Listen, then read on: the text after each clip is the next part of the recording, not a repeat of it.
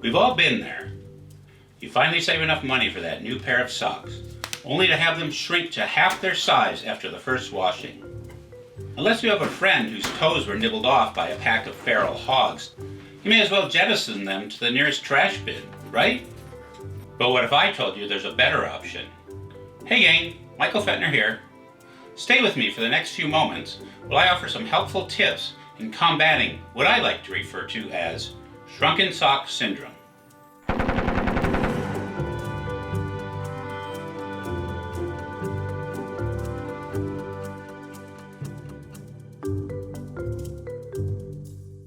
Thanks for joining me today and taking part in the ongoing battle against Shrunken-Sock Syndrome. Now some of you are probably asking yourself, what the hell is he even talking about? Is this really such a thing? To those doubters, I say, let's have a brief history lesson. It's a widely accepted fact that 3 of the most notorious leaders of the 20th century were all afflicted with ill-fitting socks. Now, did this have an effect on the outcome of world events? I think we'll have to leave that up to the historians to decide. But, speaking from personal experience, I know that when my toes have been crunched up for the entire day, I tend to get a little cranky myself. So there you have it. Now before we move on, let me share a little personal history. I think at one time or another, we've all experienced the frustration and discomfort of spending the entire day walking around with socks that literally have your toes in a chokehold. Years ago, I made the decision to devote my time and energy to develop a means to fight back. No longer would I be a victim.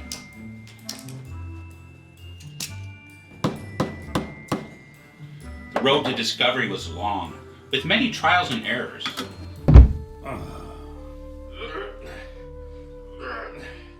At one point, I even hired a couple of strongmen to stretch my socks for me.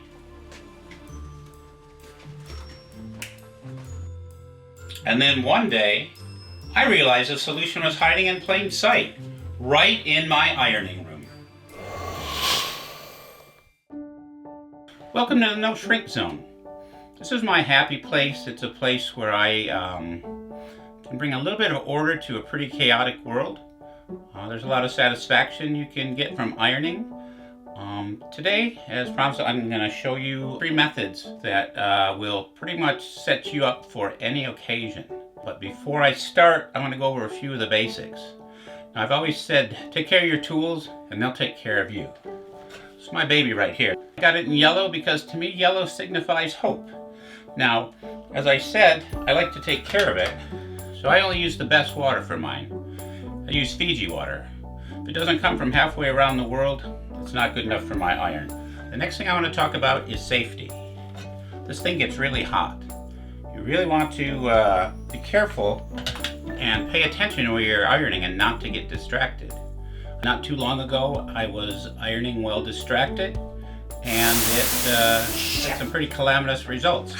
I'm not paying attention, and next thing you know, I've got this searing pain on the top of my hands. I gotta be honest with you, it took a while to heal. So, lesson learned.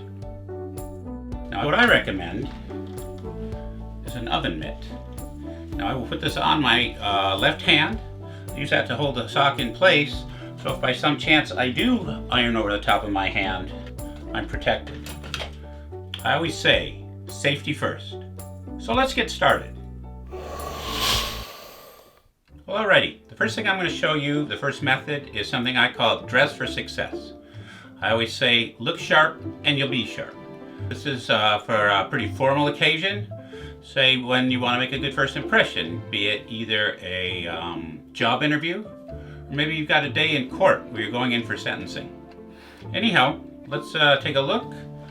First off, I'm going to put my glove on for safety's sake. Now what I do with this here, this is usually done with dress socks, is I am going to iron it. I'm going to put a crease not only in the foot section, but in the ankle leg part as well. So let's get started. I'll give it a few spurts here.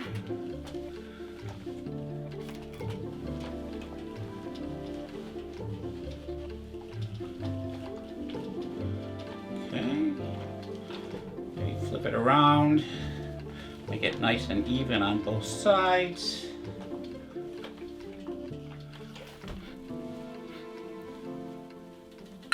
And there you have it. Dress for success. Okay, the next method I'm going to show you is something I like to call business casual. As we all know, the workplace has become much more informal, but you still have some measure of decorum that you have to uphold. So I'm going to show you how this works here. Again, gloves on for safety. Now, what I'm going to do, it's really not that important to have a crease on the foot portion. I just iron it wide for comfort. No one's really going to see it, but as I said, you still need to maintain some sort of decorum. So I'm going to put a nice crease here on the leg area.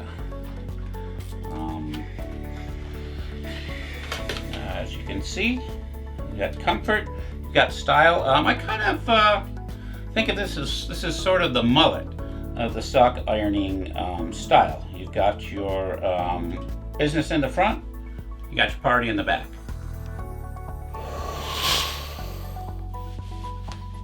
Okay, so the last method I'm going to show you, it's something I like to call the weekender. It's more of a relaxed style. It's something that's appropriate to maybe just hang around the house relaxing, maybe going out running errands, or even just taking your dog to the vet to get him neutered.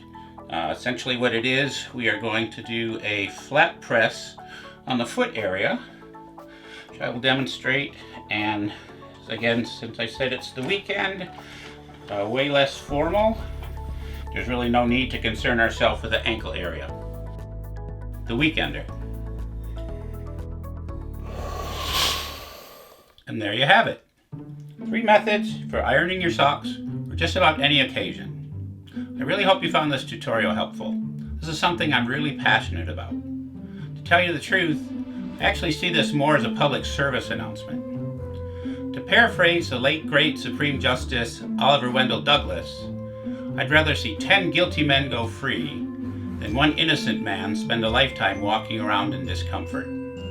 Thank you again for joining me as I shared my battle with Shrunken-Sock Syndrome. As you go through the journey of life, may the road rise up to meet you, may the wind be always at your back, and may your socks always be roomy and comfortable.